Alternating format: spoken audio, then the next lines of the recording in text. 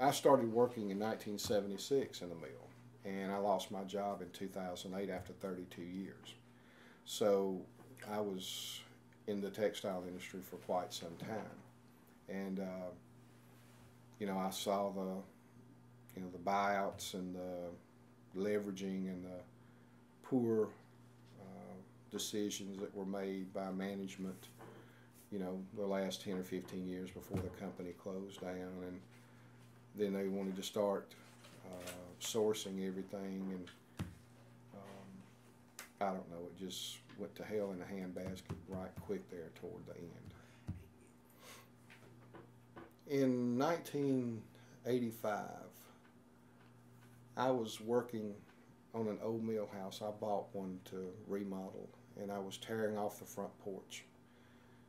And the housing inspector stopped by, the building inspector did, and he told me I needed a building permit. The house was falling in. And I got really mad about it because I said, look, I'm trying to fix the neighborhood up, and you're telling me I've got to pay to do this? I was a little naive at the time. And as a result of that, I got involved and became a member of the Planning Commission, the City of Valley. Well, the City of Valley was incorporated in 1980.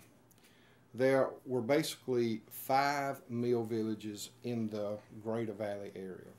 4 of those mill villages are located in Valley, Alabama. Riverview, Fairfax, Langdale, and Shawmut mill villages, mill communities. And of course, with the decline and demise of the textile industry, it just went belly up, and there's really no textiles to speak of in the valley anymore. So what the City of Valley did in 2005, we purchased Langdale Mill. This particular mill was built in 1866, and it's about 500,000 square foot of interior space, and it's located on 24 acres of land right on the Chattahoochee River.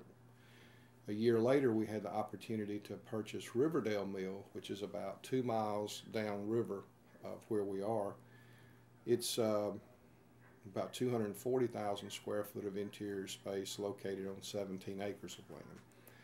These 2 mills were built basically because of the geography. We're like on a natural fault line. There's a 120-foot drop in elevation in the Chattahoochee from West Point down to past Riverdale Mill.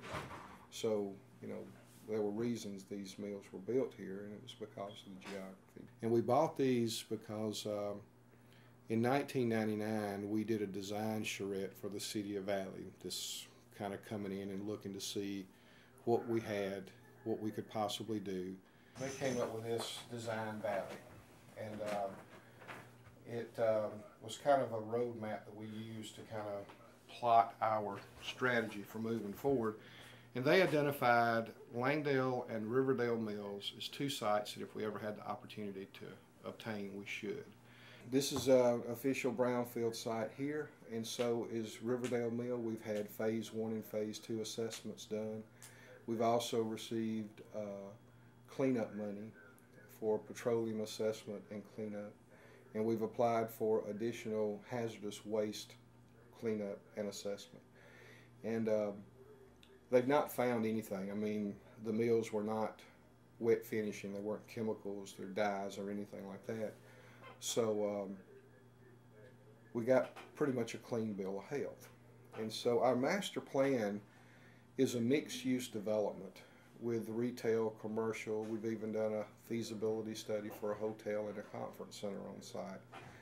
We have a farmer's market that started in 2008. We have it June through August out in front of the mill, and we have plans for a community garden out back. We're working on a project over here.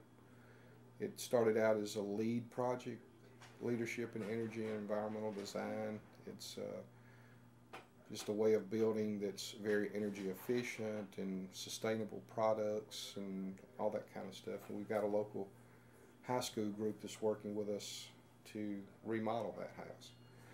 And so we're very in tune with EPA's kind of stance on smart growth, sustainability, recycling, alternative energy, and we have some great plans. We have a master plan for redevelopment for the mill here and at Riverdale. You know, we've applied for grants. We have received for these two mills in excess of $750,000 in planning grant money through the Appalachian Regional Commission. We have our challenges, and I guess this is getting back to this whole thing about trying to make something happen after something has kind of died, and reinventing yourselves and trying to, you know, get back on course. So that's what we're doing. You just never know where your next idea is coming from or your next source of help or resources is coming from.